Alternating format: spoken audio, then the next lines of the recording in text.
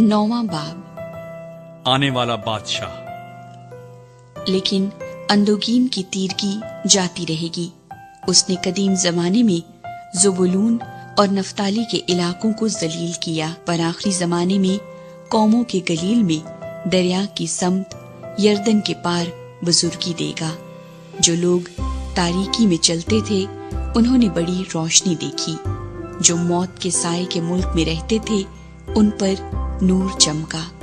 तूने कौमों को बढ़ाया, तूने उनकी शादमानी को ज्यादा किया।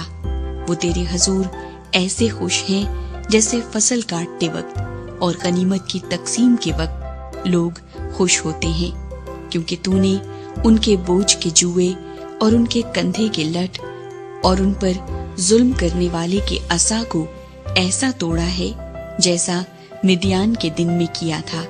क्योंकि जंग में मुसल्ला मर्दों के तमाम सिलाह और खून आलूदा कपड़े जलाने के लिए आग का ईंधन होंगे।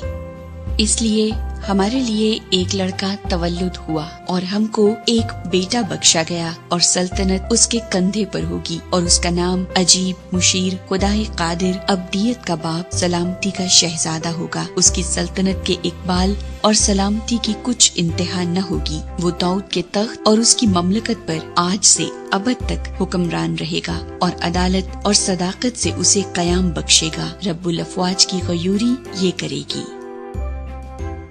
खुदावंद इसराइल को सजा देगा। खुदावंद ने याकूब के पास पैगाम भेजा और वो इसराइल पर नाजिल हुआ। और सब लोग मालूम करेंगे, यानी बनी इफ्राइम और अहले सामरिया, जो तकब्बुर और सख्त दिली से कहते हैं कि ईंटें गिर गईं, पर हम तराशे हुए पत्थरों की इमारत बनाएंगे।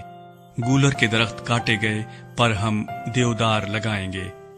इसलिए खुदावंद रजीन की मुखालिफ गुरोहों को उन पर चढ़ा लाएगा और उनके दुश्मनों को खुद मुसल्लह करेगा। आगे अरामी होंगे और पीछे फिलिस्ती, और वो मुंह पिसार कर इसराइल को निगल जाएंगे।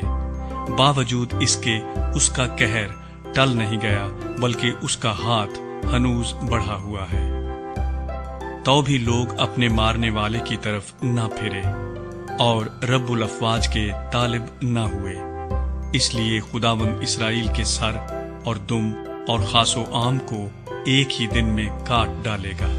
बुजुर्ग और इज्जतदार आदमी सर है, और जो नबी झूठी बातें सिखाता है वही दुम है। क्योंकि जो इन लोगों के पेशवा हैं इनसे खताकारी कराते हैं और उनके पैराव निगले जाएंगे।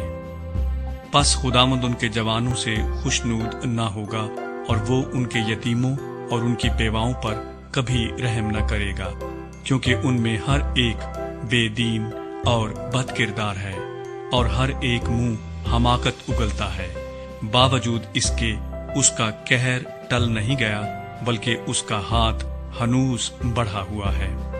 क्योंकि शरारत आग की तरह जलाती है, वो खसोखार को खा जाती है, बल्कि वो जंगल की गुंजान झाड़ियों में शोला जन होती है, और वो धुएं के बादल में ऊपर को उड़ जाती हैं। रब्बुल अफवाज के कहर से ये मुल्क जलाया गया है, और लोग ईंधन की मानिंद हैं। कोई अपने भाई पर रहम नहीं करता, और कोई दाहिनी तरफ से छीनेगा पर भूखा रहेगा, और वो बाएं तरफ से खाएगा पर शेर ना होगा। उनमें से हर एक आदमी अपने बाजू का गोश्त खाएगा, मनस्सी इफ्राइम का और इफ्राइम मनस्सी का, और वो मिलकर यहूदा के मुखालिफ होंगे।